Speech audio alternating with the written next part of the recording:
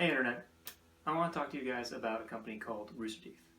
More importantly though, the Roosterteeth community and the RTX Guardians. Just to go to an event like RTX 2011, the 3-day-long party that it was more than any fan could have ever asked for. Roosterteeth has given so much to its community and to its fans over its near 13 years of operation that when they asked for volunteers to help with the next RTX, I jumped at the opportunity. The crazy part? I got in. From there, I began making friends and working more with the people that I looked up to since high school. The whole weekend was a blur, stuffed with long lines and 1,000 attendees and guests, and just 100 volunteers managed by head guardians Chris and Mary. And after all the exhibitors were packed, and Gus couldn't think of anything else for us to do that we're able to stay late, and after those of us who were still awake drank enough to regret it later, we all just had one question. When can we do it again? I'm not over-exaggerating when I tell you that there are no other group of people like Guardians on the planet. You're my favorite kind of crazy. Now, if I thought being a Guardian was as good as it got, I was about to be proven delightfully wrong.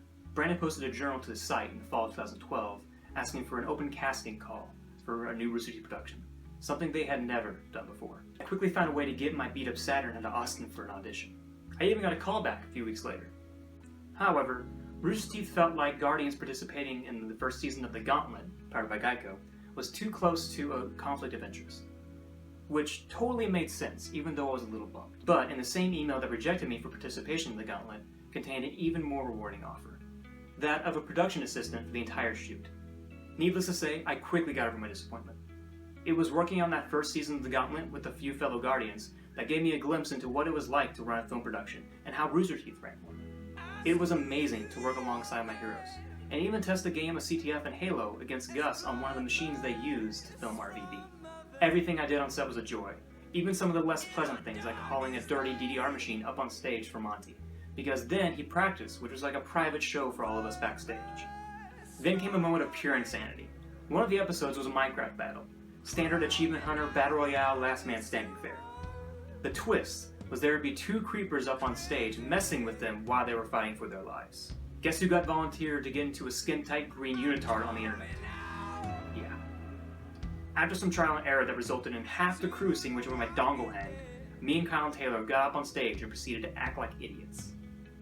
It was amazing. Every RTX is rewarding to work on, but last year, in 2015, I was selected to be a personal assistant for Josh Flanagan. And good lord, let me tell you, I've never met a more hardworking guy. If you enjoyed Murder at the RTX last year, it is due to his direct involvement to make sure that everything about that event went off without a hitch. Hell, the first day of the con, I found him on the floor sleeping in the panel room where the murder scene was. He was gracious to everyone we met that weekend. Even when we were late to a panel or running in between 1 to 3 venues, he always had time to stop and talk to a fan. It was truly a pleasure to work with him that weekend. And Josh, if I ever get you lunch again, I promise to get you anything but fried chicken. The point of this is to say thank you. Endlessly thank you. In less than 2 days, I'll be shipping off for the much browner and concrete-filled pastures of San Antonio, and more importantly, Lackland Air Force Base, to begin my training in the United States Air Force. This will be the only RTX that I have not either attended or been a Guardian at. I had a hunch this might happen. So last year, at the SideQuest farewell lunch at the Salt Lake, I brought this with me to have some of you awesome nerds sign it, so I have something to remember you guys by. And you better believe that these are coming with me. So from the bottom of my heart, thank you to Gus, Bernie, Matt, Joel, and Jeff for starting this company, even though it's always annoying to try to explain to people what it is. Thank you to the community for being so much more than a group of people on the internet, but a family. And thank you to my fellow Guardians, Chris, Mary, Steffi, Alec, Robin, Cole, Gilby, Suppy, Grady, Dom, and the newest Guardian, circa 2016, my fiance, Megan. We dealt with upset attendees, long lines longer than the convention hall, lines for the Achievement Hunter Lounge, lines for lines, even a full-scale evacuation. But even as weird, hard, loud, and sweaty, as all of these things were, there isn't a group of people on the planet I would want to do it with more.